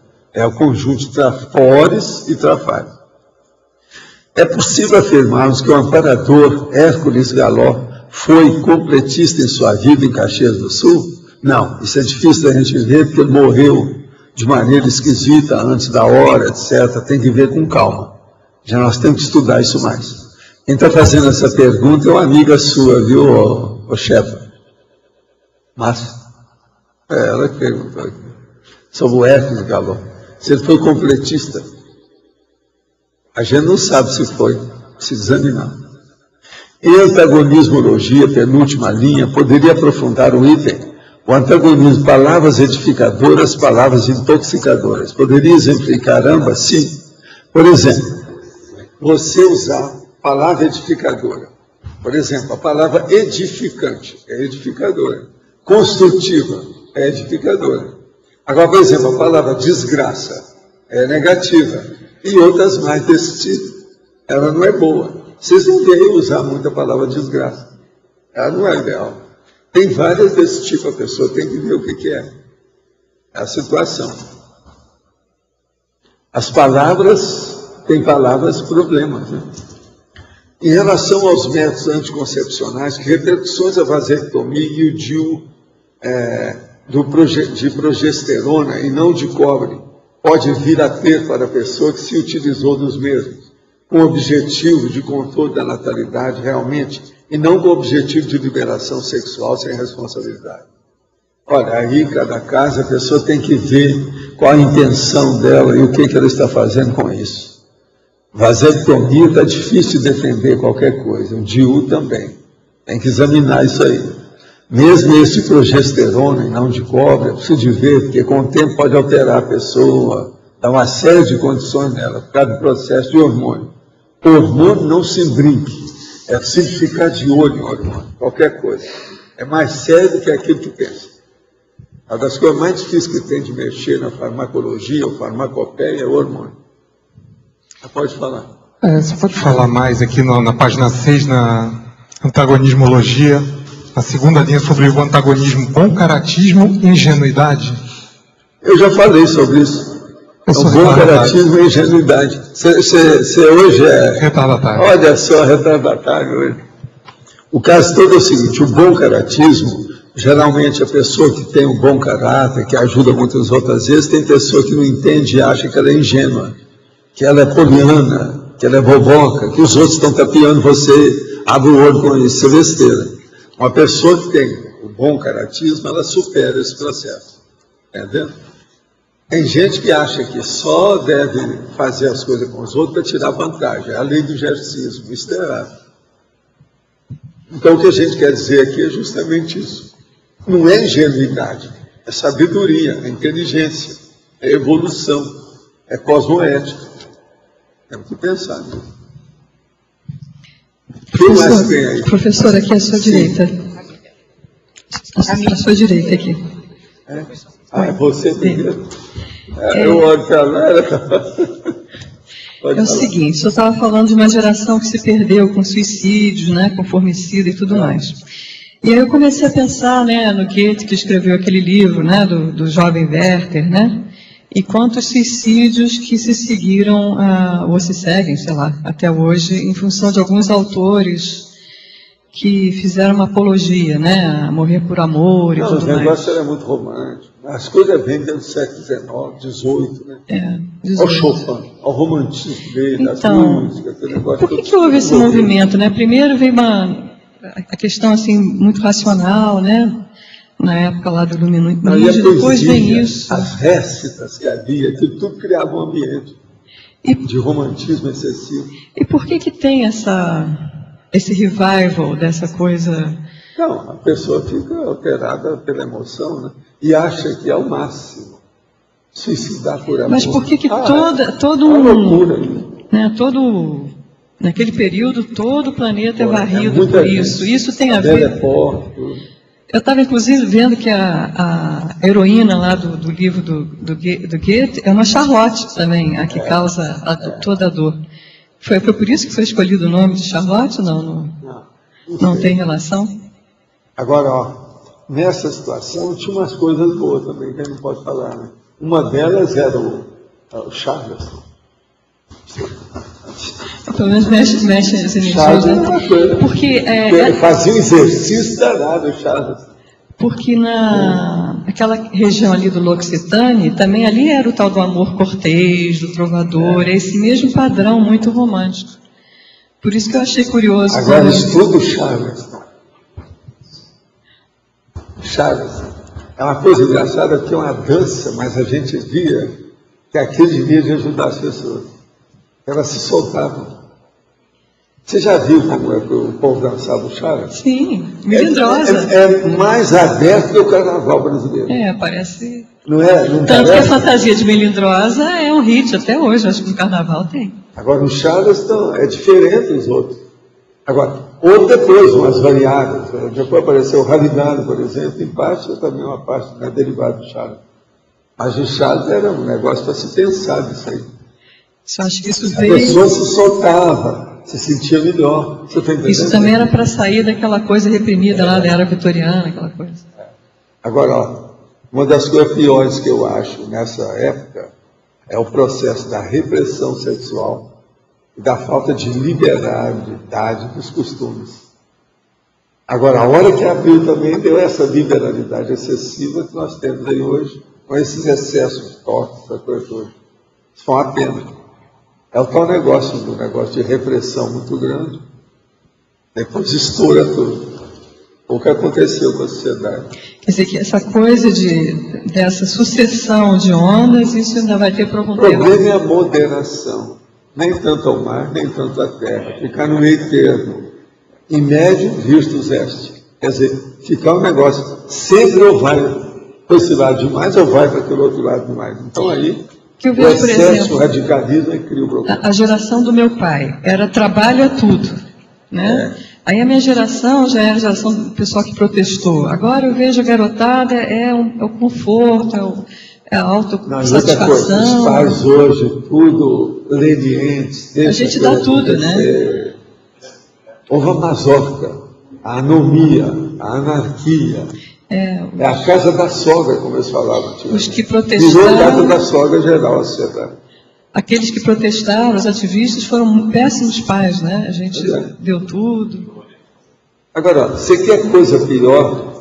Você quer coisa pior do que isso do Complexo do Alemão? 30 anos, eles fizeram um evento especial só deles, um governo paralelo, que ninguém do governo entrava lá, porque senão era assassinado. Mas era tão fácil de resolver, por que levou tanto tempo? Hein? Se era tão fácil de resolver, por que levou tanto tempo? Não resolver, é isso, é a leniência. Agora, essa leniência pega os pais, pega professor, pega aluno, pega o dono das escolas, pega a autoridade, pega todo mundo, é o que está acontecendo.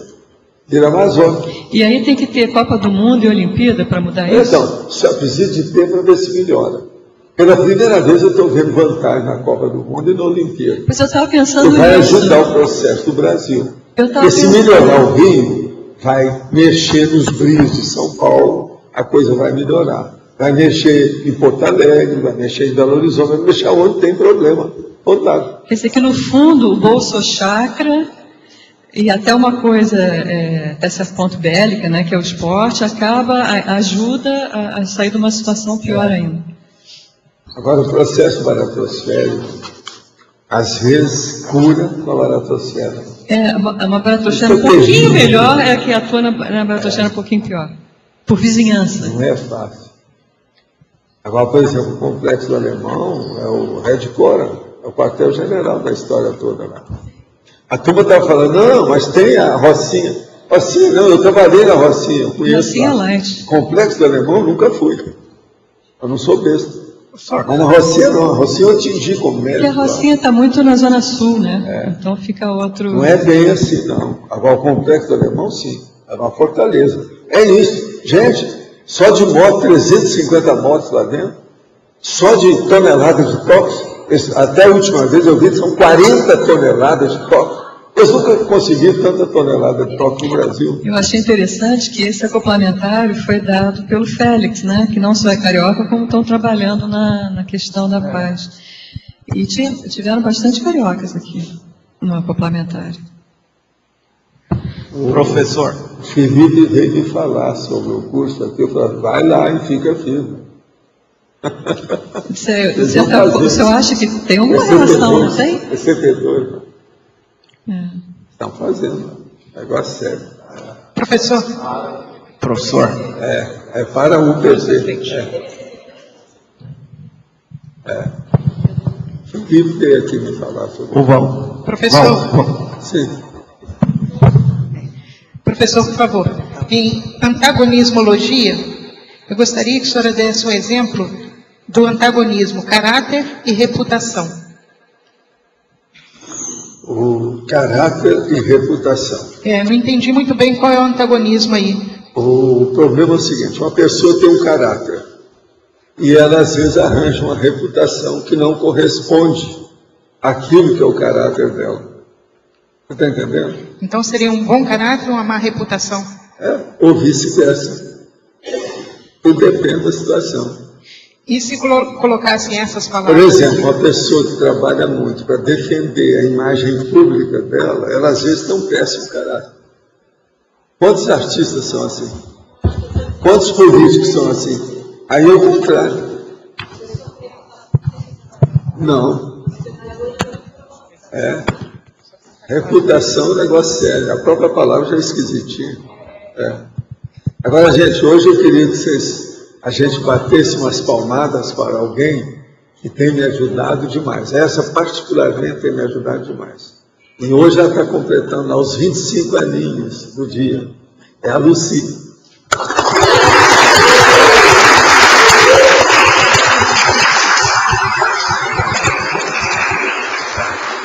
Vida Belinda. Professor, deixa eu te perguntar. Você considera provável estar algum serenão ou no Morro do Jacarezinho lá ou no Morro do Alemão? Que seja o que é que ele falou?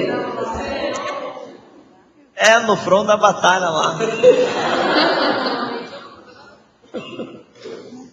Vai lá e vê se tem alguém. Eu não vi nada disso, não. O negócio lá é bravo. Sovaldo, aqui ó, na linha dele, não só para... É uma informação.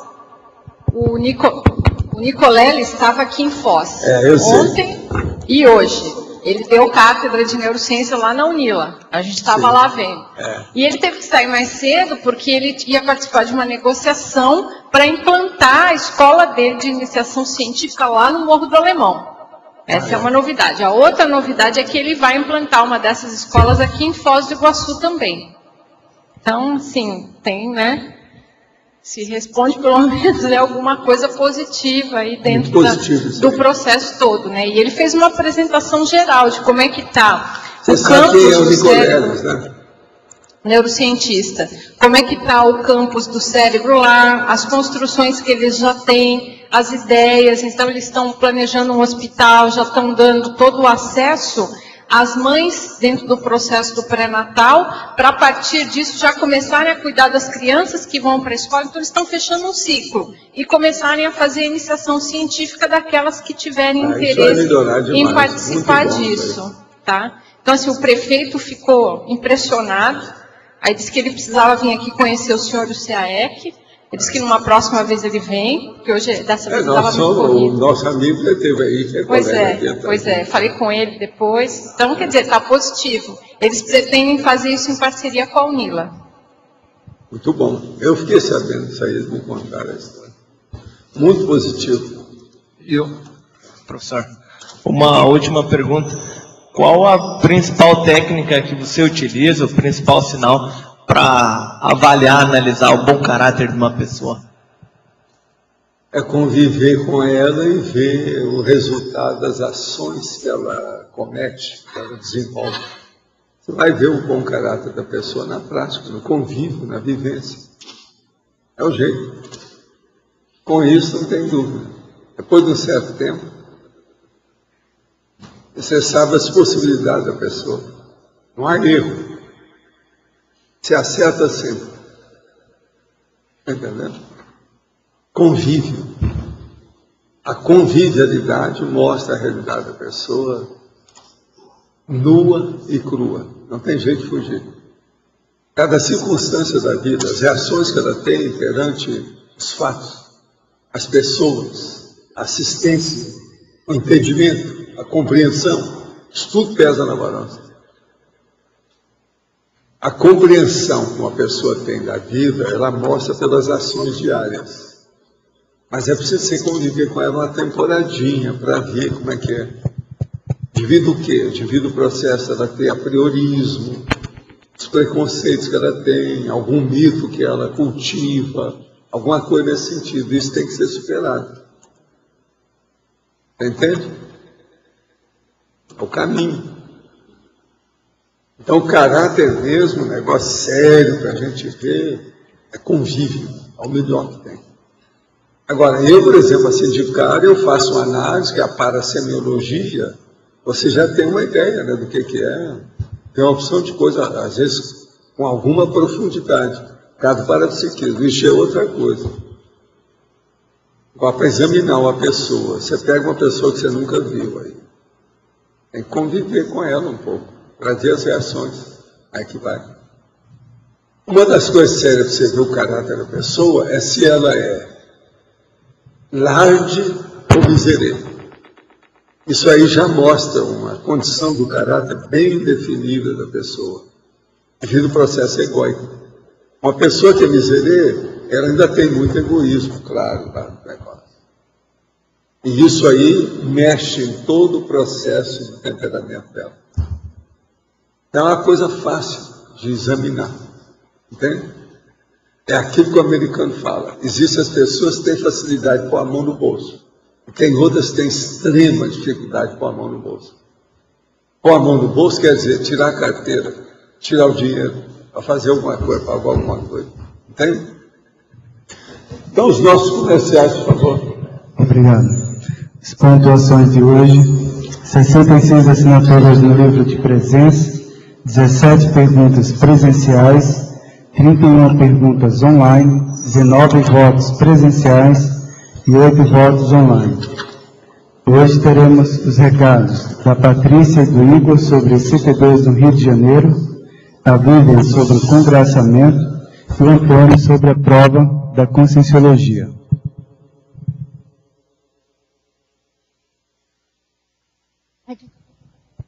Boa tarde. Boa tarde a todos. Em função dos acontecimentos do Rio de Janeiro, nós vemos que existe hoje uma grande demanda de assistência extrafísica. E nós vemos que existe uma grande oportunidade que é o ECP2 do Rio de Janeiro, que vai acontecer neste final de semana, sexta, sábado e domingo, dias 3, 4 e 5 de dezembro. O telefone de contato do Rio de Janeiro, do IPC, é o 21 31 53 75 75.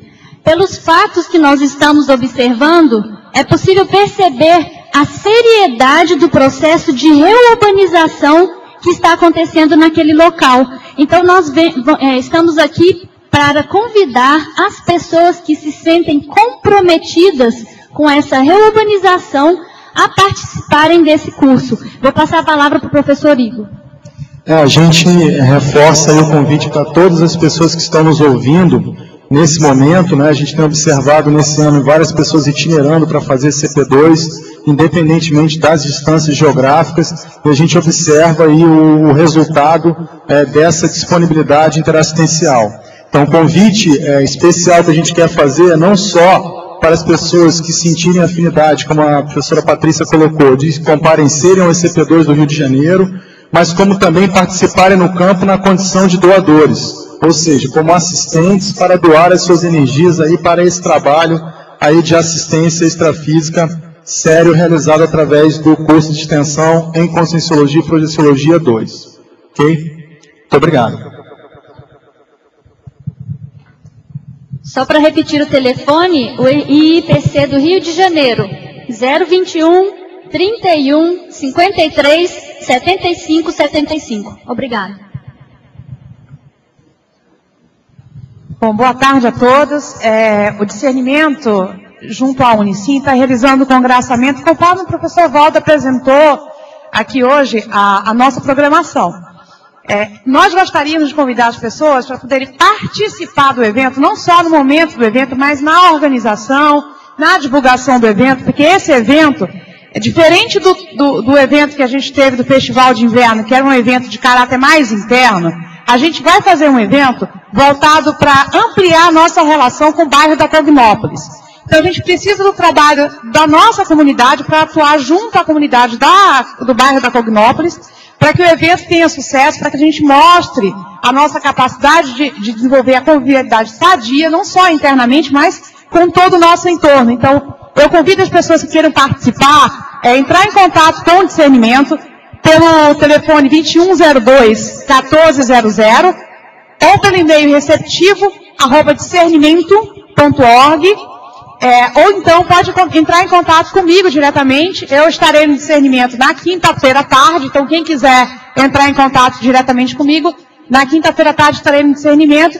E para qualquer outra informação também, entre em contato com o nosso telefone, procurar a Carol. Os ingressos para o congraçamento vão estar disponíveis a partir de domingo. Então, contamos com a participação de todos e esperamos que a gente faça o maior sucesso junto à comunidade, que a gente possa trazer a comunidade para o nosso espaço e ampliar as nossas relações. Então, agradeço aí, espero contar com a participação de vocês. Obrigada.